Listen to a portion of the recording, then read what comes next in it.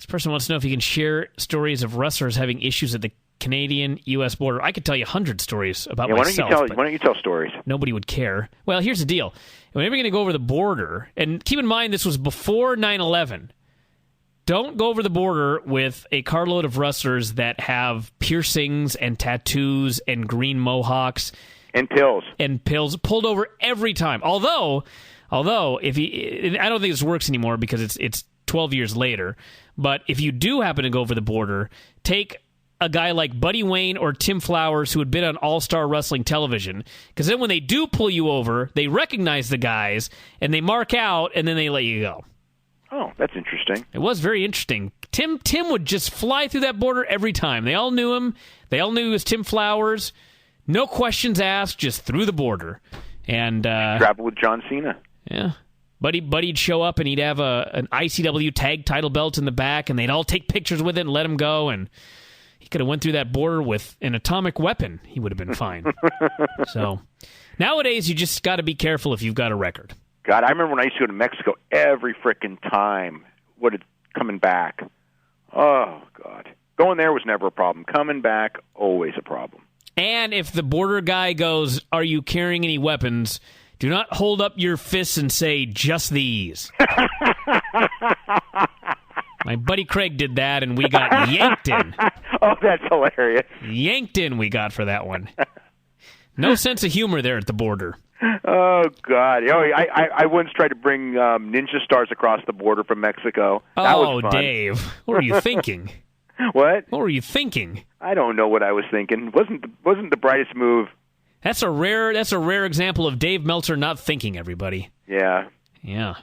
And if you're going to give them your license when they ask to see your license, don't drop it and have to get out of your car to pick it up. They'll pull you in for that one too. That was a Vinny special. Here's the other one. Don't go across the border with Doug Furness. It's just, did they see his legs? I think he must have pretty much. He must have cut himself open and stuffed cocaine in there.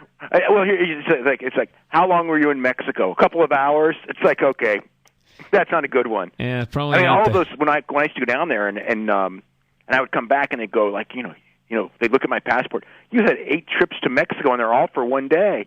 What the hell's going on? I go, I went to see professional wrestling. Okay, yeah, right, sure. Get in. That was never. I always thought that honesty was the best way, and it was like, nah, that never flew. No, honesty. And that is actually why I went. Yeah, we shouldn't even be saying that. Honesty is always the best policy, everybody. Always the best policy. It is. Except if you're going. Well, they don't do this anymore. But the first trip to Montreal on UFC, everyone who said Montreal when they got to Montreal, everyone who said they were there for UFC. Got detained for like an hour. I missed the Ring of Honor show that I was supposed to go to because they held me for like an hour and a half. And I was held with with all my other fellows in crime, like Stitch Duran, the Cut Man, and all that. So we were all just, searched everything, and because we actually said we were there for UFC. Which actually now, and in hindsight, they probably were right because if you remember, Johnny Canine and his buddies, or one of those freaking Canadian gangs, were plotting murders in the hotel that weekend. That's right. Yeah, so I mean, they were actually right. Just that, I wasn't part of that gang. Maybe they had been tipped off. No, they had. Oh, well, there you go. Yeah, so anyone who said UFC was just like, So Johnny Canine should have taken a hint when they probably detained him for a while.